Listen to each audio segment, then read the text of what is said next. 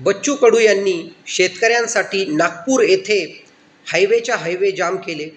आक्रमक भूमिका 2 दिवस त्यांनी घेतली आणि आता बच्चू कडू यांना सोशल मीडियाच्या माध्यमातून सेटलमेंट किंग, खोकेबाज अशा बदनामीच्या प्रतिक्रियांना सामोरे देखील जावं लागलं.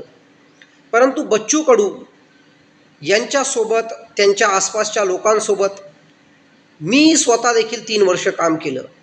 भाऊंना तालुक्यातून म्हणा, जिल्ह्यातून म्हणा, लोक असं म्हणायची की बच्चू भाऊ, तुम्ही आपल्या पक्षावर देखील भर द्या, आपला पक्ष वाढला पाहिजे, आमदार वाढले पाहिजे, आपण ही निवडणुका जिंकल्या पाहिजे, म्हणून तुम्ही तालुक्याला या, जिल्ह्याला या, गावोगावी फिरा. तेव्हा भाऊ म्हणायचे, शेतकरी महत्त्वाचा आहे, अपंग महत्त्वाचा आहे. तुम्ही शेतकऱ्याची, अपंगाची किंवा इतर शोषित वर्गाची कोणतीही समस्या माझ्याकडे घेऊन या, ती सोडवण्याचं मी काम करेल.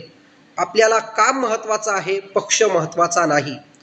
तर बच्चू कडूंची धारणा नेहमी संघर्षासाठी राहिलेली आहे आणि संघर्षातूनच बच्चूभाऊ कडू यांचा राजकीय जन्म झाला.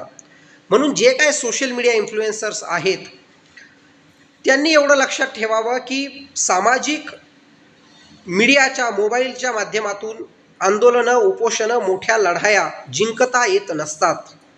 आणि म्हणून 1857ची क्रांती असेल, महात्मा गांधींचा लढा असेल, हा सामाजिक माध्यमांतून नव्हता. किंवा भगतसिंग यांची जी काय आक्रमक भूमिका इंग्रजांविरुद्ध होती त्यावेळेस काही सामाजिक माध्यमं नव्हती.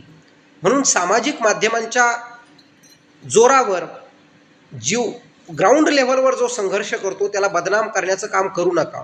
वामनराव चाटप एक वरिष्ठ शेतकरी नेते, अवघी त्यांची जिंदगी गेली शेतकऱ्यांसाठी संघर्ष करता करता, ते मॅनेज होतील का? राजू शेट्टी, अरे कसं मॅनेज होतील राजू शेट्टी साहेब, एवढा मोठा बलाढ्य माणूस. त्यानंतर रविकांत तुपकर, कराळे सर, अनेक मान्यवर तिथे होते. आणि म्हणून सोशल मीडियाच्या माध्यमातून की एखाद्या पक्षाची सुपारी घ्यायची आणि त्याचंच ढोल वाजवायचं.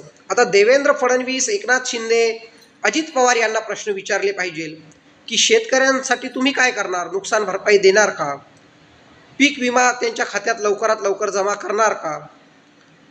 कर्जमाफी जी तुम्ही सांगितली आहे ती किती लाखापर्यंत करणार, कशी करणार, काय निकष लावणार? हे सरकारमधल्या लोकांना आता प्रश्न विचारले पाहिजे. बच्चू भाऊंनी सांगितलंय 30 जूनपर्यंत कधी कर्जमाफी झाली नाही तर महाराष्ट्रामध्ये हंगामा होईल, गोंधळ होईल, सरकारविरुद्ध आम्ही भगतसिंगगिरीने उतरू. ही बच्चू भाऊंची भाषा आहे. बच्चू भाऊंचा जन्म मुळात संघर्षासाठी झाला आहे, शेतकरी नेता म्हणून झाला आहे. शेतकऱ्यांसोबत ते छळ करू शकत नाही.